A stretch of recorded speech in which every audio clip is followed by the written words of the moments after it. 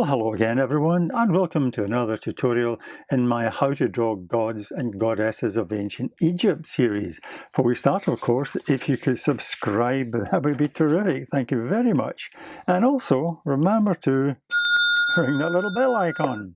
Okay, well, the goddess we're doing today is called Ammit, A-M-M-I-T, and she was the Devourer of Souls, a very formidable goddess. I'm going to start off, well, before I start, let me tell you that she's usually depicted with the head of a crocodile, the body of a leopard or a lion, and the hindquarters of a hippo. These are to show you the various dangers and power of the animal kingdom. Okay, now I'm going to start off with the eye. Now, the typical Egyptian eye, and it's up at an angle like this because the crocodile's head is looking up the way. So we start off with the actual shape of the eye itself, which is like that shape there. Okay, and you have the pupil in the center, of course. But then, of course, you have it doubled up because it's going to be black, a bit sticking out the end there. And then this long part at the back of the eye, like that. See that? And then, of course, you have the top of the eyebrow just coming above it there, like that. So we have that eye up at an angle.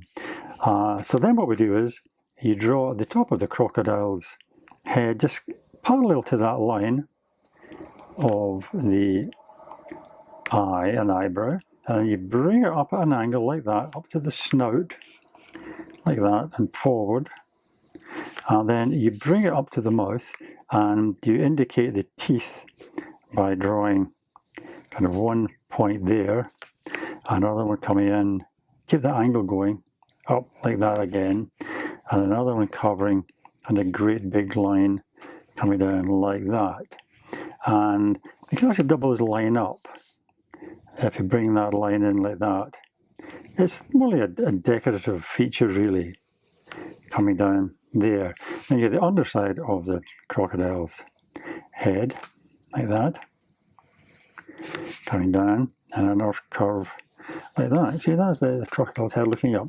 And as it comes down the back here, we add on an ear. Now, obviously, crocodiles don't have ears, but this is to symbolize probably the ear of the leopard, which is the middle part of the goddess. So that ends in that kind of line there. And this line here represents the headdress, which comes down quite a long way like that. And at the back, it starts just above the end of the eye here. And there's a huge kind of curve like that. And it appears behind the back of the leopard shape, because the shoulders of the leopard come in about here. So you get that kind of shape appearing there, big powerful shoulder shape coming down, and then towards the back of the leopard shape, which will curve down like that, a small curve in the way, and the front, the part will come down the kind of chest shape there, and continue in a very long shape all the way down to the feet. Now, these feet kind of represent more of a leopard, I would say, rather than a lion, because they seem a lot slimmer than what you would find in a lion. And you get the toes coming in like that with the nails, the talons, like that. And the headdress finishes there, and now that leg appears coming in just about there behind it, with the other toes and talons coming in there like that. Okay, and the part of the body which is the leopard kind of stops quite abruptly, actually, almost at the end of a t-shirt, you know. It stops about there like that, and you get the kind of underside shape coming in there, and that's usually divided up with a shape like that, which has lots of chevrons coming down it, like that. Okay, and this part here, as I said, which is the leopard shape, has a lot of the leopard spots on it, You can have fun putting all these spots on, but as you come down the leg, you know, make them that bit narrower and smaller, just to get the sensation that the spots are getting smaller like that, okay? And right about this joint here, you've got something which looks like a sunburst, like that. You draw a little rough circle like that, and then draw these spikes all the way around it, like that, and that'll give you the sunburst effect. And of course, on this part here, which is the headdress, you have the stripes. Just carefully draw lots of parallel stripes coming down like that, and I'll finish that off in a second. Now, the hindquarters, as I said, are basically shaped like a hippo shape. This great big rounded bottom coming in here with a wee tail sticking out, and another keep on the curve coming down there, and the back leg, see that kind of big double curve there coming down to little, actually fairly delicate feet for a hippo, but that's the way it's portrayed. And the belly of this part comes in, joins there, and you get the other leg coming in there like that. Okay? And you get more little toes appearing like that. So that's the basic shape. As far as pattern goes, as I said, there are stripes here. There's a crisscross pattern on this, and nothing at the back here. So I'm going to continue putting these patterns in. Let's see what it looks like when I've done that. Okay, I've drawn in all those pattern shapes, the crisscross underneath the jawline here, the spots for the leopard, stripes for the headdress. Okay, so what I'm going to do now is to outline it with a black pen before I colour it in. And basically, if you get a pen which is not going to flood if you put some wet beside it, so basically you're looking for a pen which is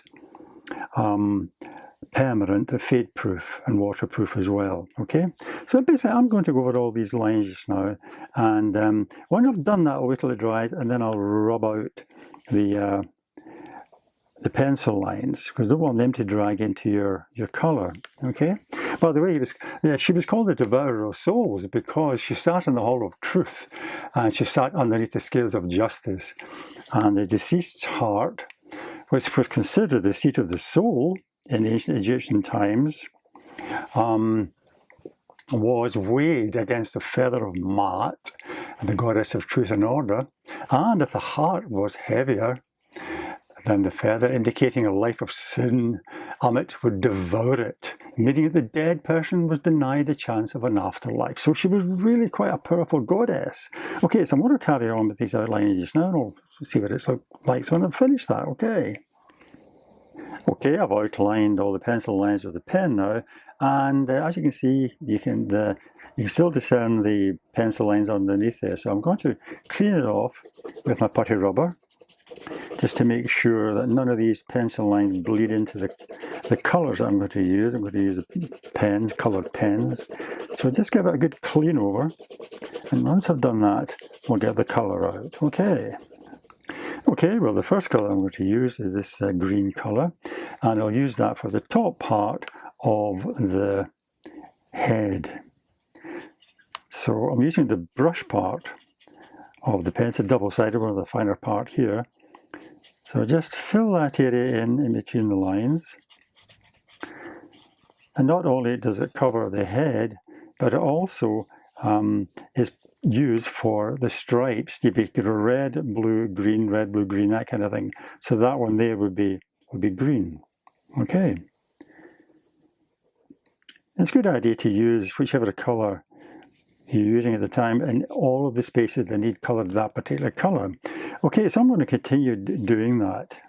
Right, okay, I finished putting the green in. The next colour is this warm yellow colour, which I'll use for the bottom part of the head, the jaw shape here. So that fills that space in there.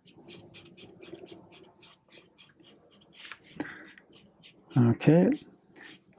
Now, I didn't get rid of all those pencil lines there, so I'm drawing a bit of that pencil colour in there, but I'm also going to go over those pencil lines with a kind of reddish brown colour to bring them out. Okay. Oops, see what happens there? Right, okay, that's not too bad. Right, yeah, so the reddish colour I was talking about was this one here. And before I do that, I'll just let that dry a bit. I'm going to paint in the hindquarters of the hippo with that particular colour, okay, reddish brown. So again, you just go along the line that you've drawn already, that kind of t-shirt line I was talking about, and then fill in this rather large area here with the brush part of your pen. Right, well, I've filled in the hindquarters with that colour, reddish brown, and now I'm going to use the finer tip to create the crisscross pattern up here. So you get these lines coming down like that.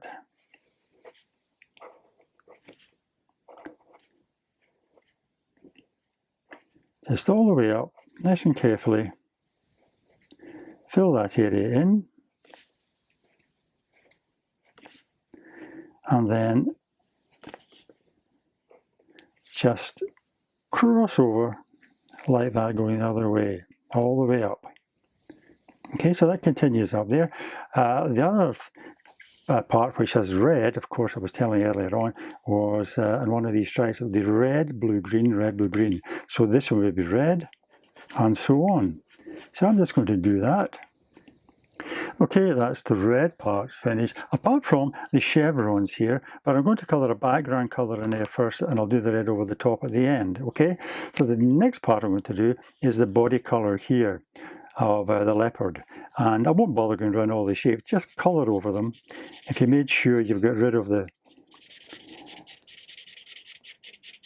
pencil lines, you know, just fill that whole area right across, and then we'll put the shapes in, these blobs in black. Okay, that's the body colour done, and I'm going to use this pale colour here for the feet and this part under the belly there. Just touch that in like that. Okay, and as I said, those chevrons are red, so now I just go over them like that. And after I've finished this, I'll move on to the last colour, which is blue for the stripes, and then finally the black for the spots and a bit of outlining. Okay, so that's that. And the dark blue, this one here, and of course that goes into the remaining space. So just carefully shade in between your lines all the way up, and for the rest of them as well. Okay, well that's the blue done, and now all we have to do is to use the black. And of course we start off with the black on the eyebrows and around the eyes. I've done the eye with a bit of the reddish brown there, as you can see. So just continue with that black to fill in all the spots, that thing too, okay? And let's see what it looks like when I've done it. Right, I'm just finishing off the black now on these black leopard spots, or Ammit, or Ammit sometimes she's written, like that.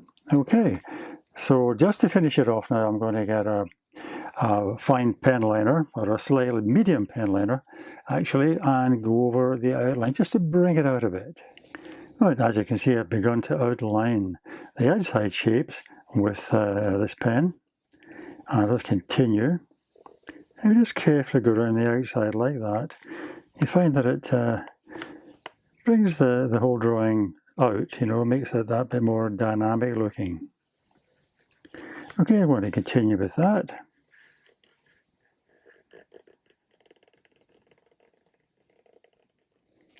Okay, I've just finished off the outlining with my pen now, and all that remains to be done is to draw right out Ammit's name in hieroglyphics, which I'll put in here just now.